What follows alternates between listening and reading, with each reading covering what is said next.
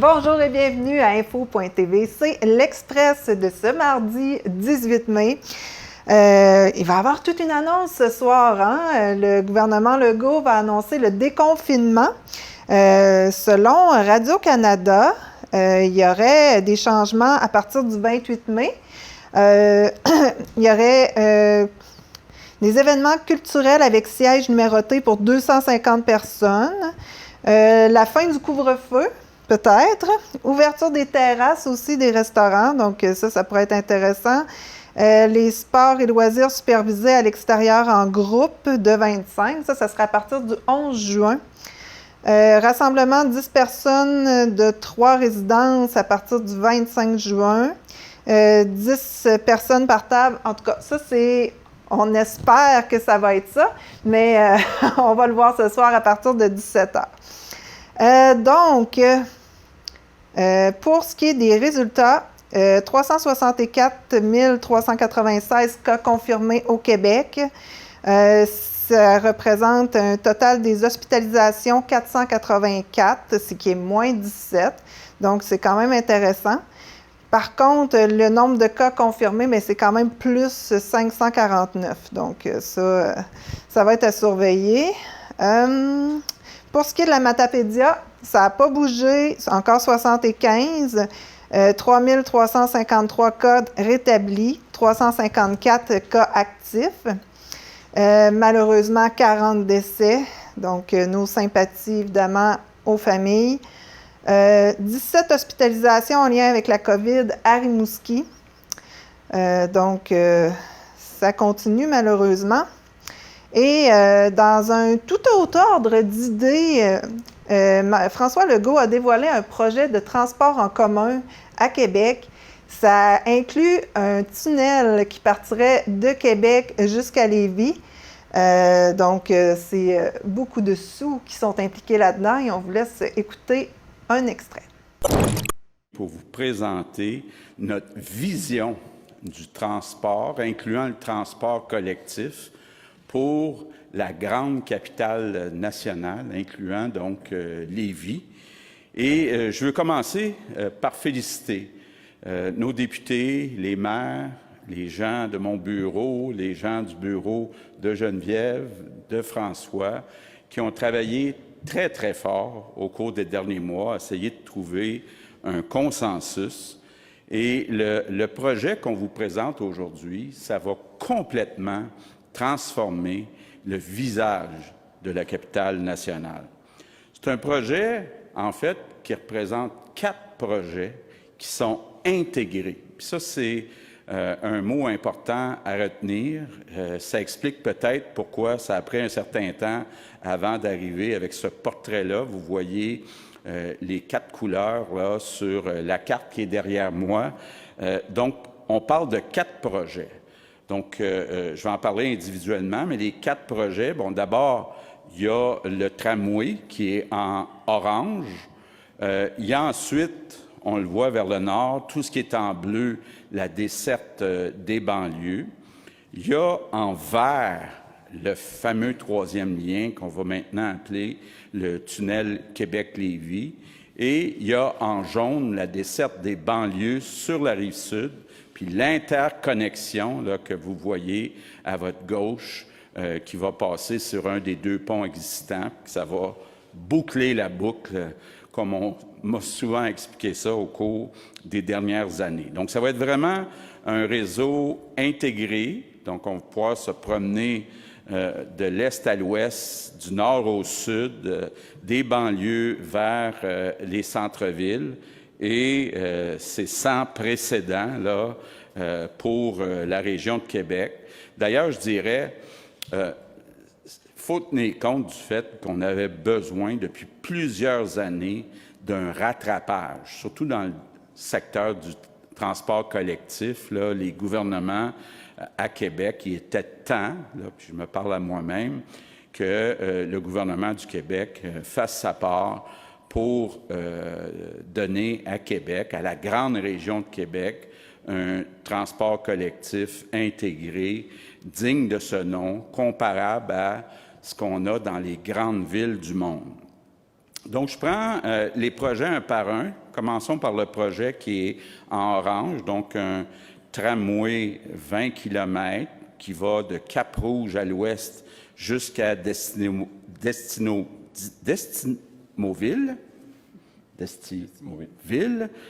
à l'est. Ça va permettre d'avoir donc du transport collectif, 100% électrique. Donc, il va y avoir des milliers de Québécois dans leur quotidien qui vont pouvoir l'utiliser. Puis, ça va être un axe de développement économique très important.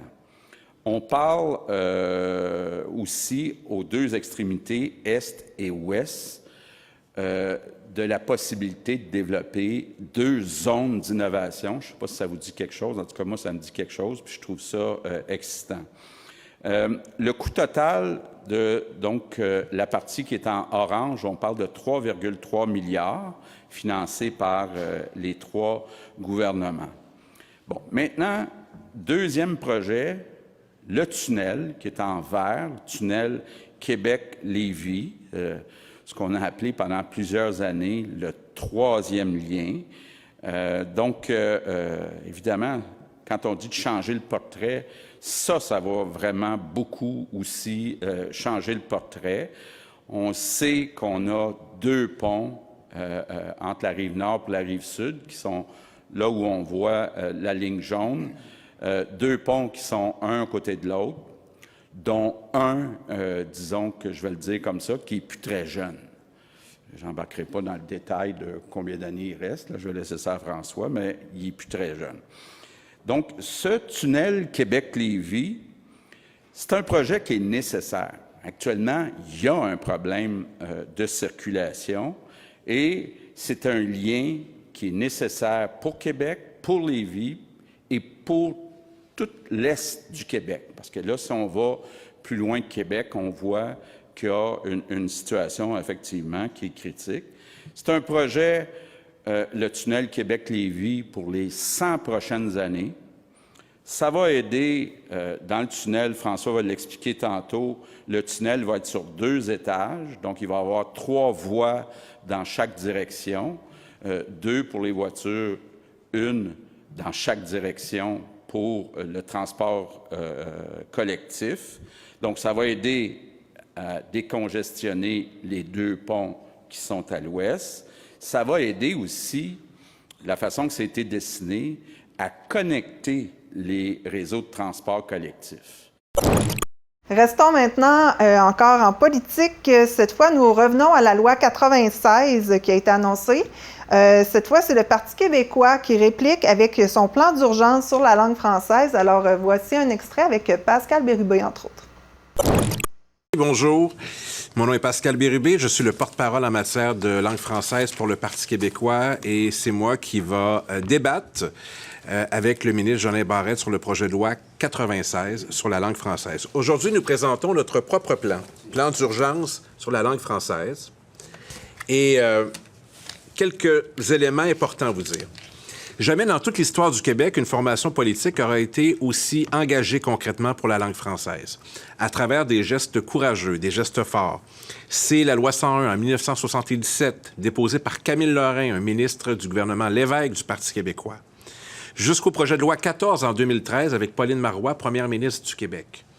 Et depuis des décennies, le Parti québécois a fait de l'enjeu de la langue un des fondements de son engagement, des batailles politiques, et on n'a jamais fait de distinction entre l'indépendance du Québec, nécessaire pour s'assurer de pleinement promouvoir la langue française. Donc, c'est avec fébrilité et avec grande fierté qu'on vous présente le fruit de nos travaux aujourd'hui, un plan sérieux et un plan courageux sur la langue. Quelques éléments qui m'apparaissent essentiels à rappeler. Le français est une des grandes langues mondiales. C'est 300 millions de francophones dans le monde. C'est la 2e langue étrangère la plus apprise. C'est la 3e langue des affaires. C'est la 4e langue sur Internet. Et c'est la 5e langue mondiale, après le mandarin, l'anglais, l'espagnol et l'arabe. Cette grande langue, nous voulons la promouvoir, nous voulons la protéger, nous voulons assurer sa pérennité. Et c'est en ce sens que nous avons présenté ce plan. Et je cède la parole au chef du Parti québécois, Paul Saint-Pierre Plamondon. Merci beaucoup, Pascal. Impossible pour moi de ne pas parler d'indépendance du Québec. Sur des dossiers comme celui-là, la CAQ nous propose une relation avec le Canada dans le cadre duquel on fait des gains. Nous demandons des gains substantiels et structurants, comme la loi 101 aux entreprises à charte fédérale, pas des symboles comme des modifications de surface de la Constitution qui ont en fait aucune incidence sur la langue française au Québec. Nous proposons également comme mesure essentielle en matière de langue du travail de rendre conditionnel au respect de la Charte de la langue française l'octroi des subventions et de tout autre avantage financier octroyé par l'État aux entreprises. En d'autres mots, si une entreprise est en contravention de la loi 101, elle se soustrait de l'aide gouvernementale qui normalement est disponible, de manière à créer des incitatifs puis une ligne très claire sur le respect de ces mesures-là. Donc, c'est le tour des mesures que nous considérons fondamentales, sans lesquelles nous ne réussirons pas à renverser la courbe. Et vous voyez que ces mesures-là manquent cruellement au plan de la CAQ. Et ça explique pourquoi analystes et démographes s'entendent pour dire que cette loi 96-là n'aura pas d'impact substantiel sur le déclin que nous observons déjà.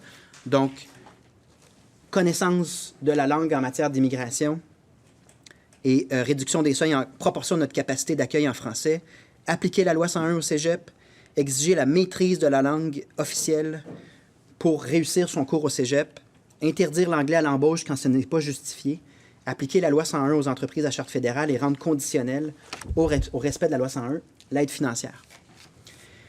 Le plan, ensuite, si on se rend à la page 8, propose toutes sortes de mesures qui sont moins structurantes, moins fondamentales que les 6 mesures que je viens de vous nommer, mais qui sont quand même utiles pour fortifier le statut de langue officielle et de langue commune. Donc, on en fait vraiment 2 catégories. Les incontournables que je viens de vous nommer, qui sont cruellement manquants dans le plan de la loi 96, et celles qui vont venir bonifier, qui vont venir valoriser notre langue française. Donc, pour ce qui est de la langue d'immigration et d'intégration, je vous donne en vrac ces mesures-là qui viennent bonifier. Donc, offrir la gratuité des services de francisation aux personnes immigrantes et aux membres de leur famille. Offrir la formation linguistique directement sur les lieux de travail à tous les employés ne maîtrisant pas le français. Miser sur la régionalisation de l'immigration, je vous en parlais tantôt, mais en fixant un objectif minimal clair de 50% de l'immigration qui sera en région, en donnant la priorité, comme je vous disais, aux immigrants qui s'engagent à s'installer en région. Bonifier l'aide financière offerte aux candidats à l'immigration qui prennent des cours de français avant leur arrivée au Québec. Et s'ils ne fréquentent pas déjà nos institutions d'enseignement, appliquer la loi 101 aux enfants qui viennent sur une base non permanente. C'est une proposition qu'on avait déjà faite il y a quelques semaines.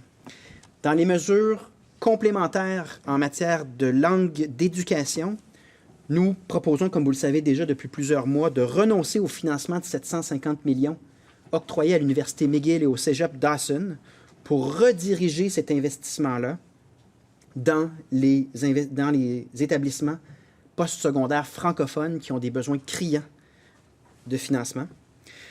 On veut également bonifier l'offre des cours en français dans les cégeps anglophones en imposant un cours par session qui a lieu en français dans les cégeps anglophones. Bonifier également l'offre des programmes d'échange culturel et des stages d'immersion dans les cégeps francophones et anglophones. En d'autres mots, si on est dans un cégep anglophone, on peut faire une session en français pour être certain de passer le test et vice-versa. Pas qu'il y ait un test, mais on peut faire également un stage dans les cégeps en anglais.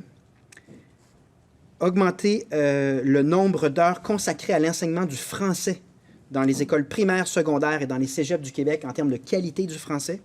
Octroyer une part minimale de la note finale dans les cours à la qualité du français dans les travaux notés, une autre mesure pour augmenter la qualité du français. Imposer une proportion maximale de cours en anglais dans les universités de langue française. Modifier la loi 101 afin d'interdire le recours aux écoles passerelles. Et finalement, mettre sur pied un programme consacré à l'art oratoire dans le cursus scolaire.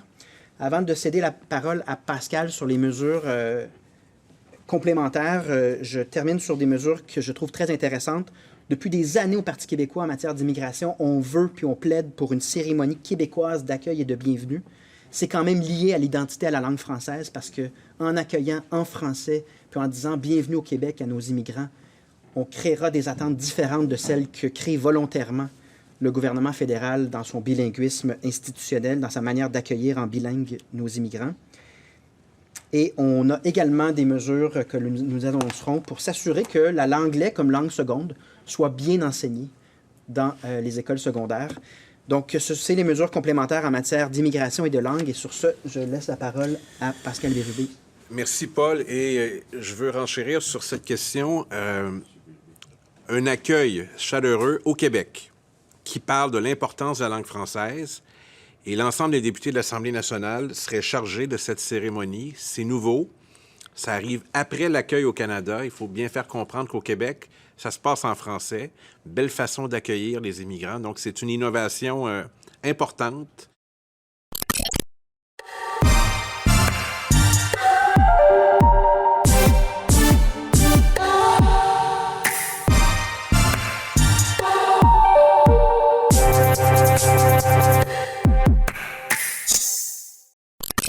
Passons maintenant aux annonces locales que j'ai trouvées sur Facebook qui peuvent vous intéresser parce que ça nous concerne et aussi une invitation de la famille Prudente à vous équiper avec une trousse d'urgence.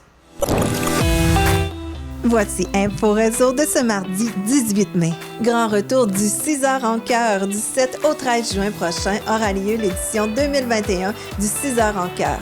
Cette année, vous pourrez participer à la Grandeur du Québec sous une nouvelle formule. 6 heures est la durée moyenne d'une chirurgie à cœur ouvert chez un enfant, pendant laquelle son petit cœur doit être arrêté et connecté à une machine pour être réparé. Vous pouvez dès maintenant vous inscrire pour le 6 heures en chœur, simplement à cliquer sur « Intéresser » ou « Participe » à l'événement Facebook pour être certain de ne rien manquer. Voici une autre façon de contribuer en bougeant. Rendez-vous à l'adresse marchesp.ca et inscrivez-vous pour amasser des fonds pour un monde sans sclérose en plaques. Organisez votre marche dans votre quartier selon les règles sanitaires de votre région. Marchez le 30 mai et connectez-vous à la collectivité sur les réseaux sociaux. #MarcheSP. Objectif 20 500 $. Inscrivez-vous au Centre matapédien d'études collégiales. Ouverture du 3e tour d'inscription. Nos programmes sont toujours ouverts aux inscriptions pour la session d'automne 2021. Gestion de commerce, technique de physiothérapie, sciences de la nature, sciences humaines, tremplin DEC. Pour plus d'informations sur l'admission, www.centrematapédien.qc.ca/admission. Fais vite, tu as jusqu'au 1er juin. Conférence La Résilience ou la capacité de rebondir. Le Centre de femmes de la vallée de la Matapédia est fier d'offrir à la population une conférence virtuelle de l'auteure et conférencière Blandine Sulmana. Pester contre le destin pour son manque d'équité et de justice dans la distribution des épreuves est un exercice aussi inutile que nocif, selon l'auteur. Cette conférence sur la résilience s'adresse à ceux et celles qui veulent enrichir leur vie ou qui vivent des épreuves petites et grandes au quotidien, individus, milieu de travail, milieu scolaire, organismes d'aide. Tout le monde a avantage à saisir l'importance de leur pouvoir sur le monde et leur situation personnelle. La résilience permet de chercher de l'aide et de se laisser aider. C'est devenir un acteur et quitter le statut de victime. Cette conférence illustre l'importance de la résilience et donne des moyens simples de la construire. Accepter ce que l'on ne contrôle pas, laisser le temps au temps, s'adapter au stress, aller chercher de l'aide et développer ses propres mécanismes pour être heureux. Début de la saison de Baseball Valley le 31 mai. Pour cette saison, votre enfant devra avoir gants, souliers à crampons, casque de protection frappeur, gel désinfectant, support athlétique à coquilles pour garçons, protège pubis pour filles, achat d'un pantalon de couleur grise. Bonne saison 2021. Cours de tennis 2021, cours privé seulement, seul duo ou trio. Tous les mardis, du 1er juin au 24 août, 3 plages offertes 17h30, 18h30, 19h30, un maximum de 3 plages pouvant être réservées par groupe. Ce sont des cours d'1 heure. Inscription auprès du service des loisirs de la ville d'Amqui au 418-629-4242, poste 1201. En cas de pluie, le ou les cours manqués seront annulés, remboursement ou bien reportés si les disponibilités de l'entraîneur le permettent. La Véloroute Desjardins-Matapédia offre à la population matapédienne un vélo-bazar qui aura lieu le samedi 22 mai. Le vélo-bazar se tiendra à l'Arena d'Amqui. L'accès se fera uniquement par les grandes portes du côté de la rue d'Auteuil. La plage horaire de 9h à 11h sera réservée à la collecte de vélos et d'articles de vélo à vendre ou à donner. Lorsque les personnes viendront porter leur matériel, un estimateur sera sur place afin de proposer un prix et un contrat sera alors signé. Toujours le samedi 22 mai de 12h à 16h auront lieu la vente et la donation des objets recueillis. À noter que seul l'argent comptant sera accepté lors des transactions. À la fin de la journée, entre 16h et 17h, les vendeurs pourront revenir chercher leur argent ou leur vélo et ou autres articles de vélo s'ils n'ont pas été vendus. Le but de l'activité est de permettre à ceux et celles qui le veulent de se procurer à bas prix un vélo ou de l'équipement de vélo. Lors de chaque vente, 10% des profits seront conservés par Véloroute Desjardins de la Matapédia afin de financer ces activités. Les mesures sanitaires en vigueur lors de la journée de l'événement seront appliquées. Pour plus d'informations, Francis Saint-Laurent, 418-629-4242, poste 1248 ou encore route verte de la Matapédia à commercial@hotmail.com.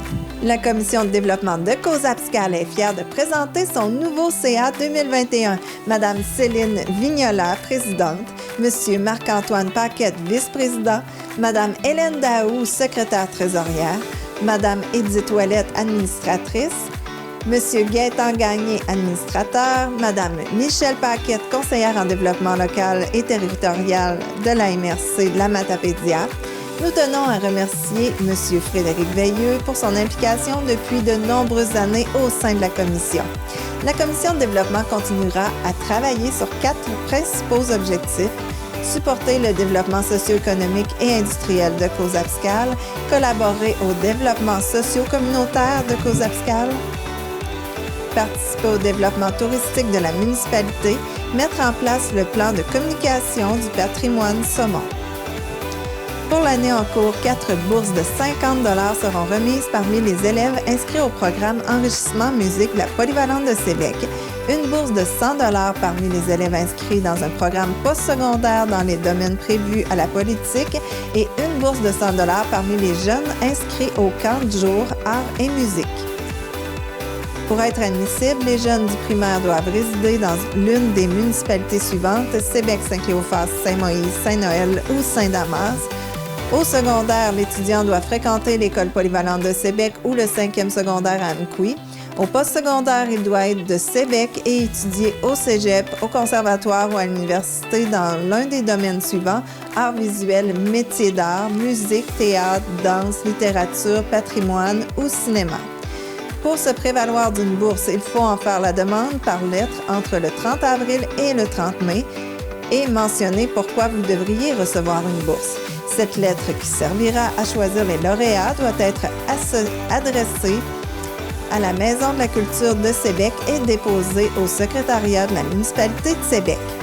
Les bourses seront remises lors du gratificat de la Polyvalente de Sébec en juin ou à un autre moment si les mesures sanitaires en lien avec la COVID-19 le permettent. Pour info, envoyez un message via la page Facebook de la gare patrimoniale Maison de la culture de Sébec.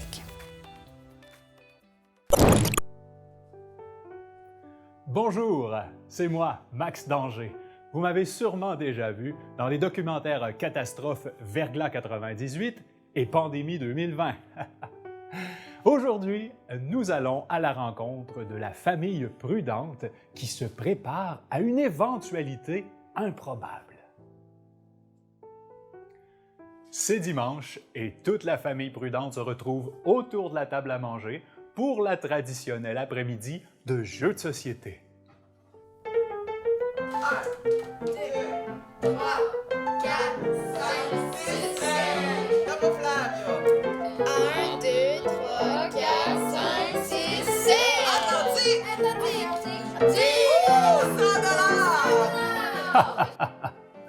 Tout se déroulait merveilleusement bien, comme à chaque dimanche.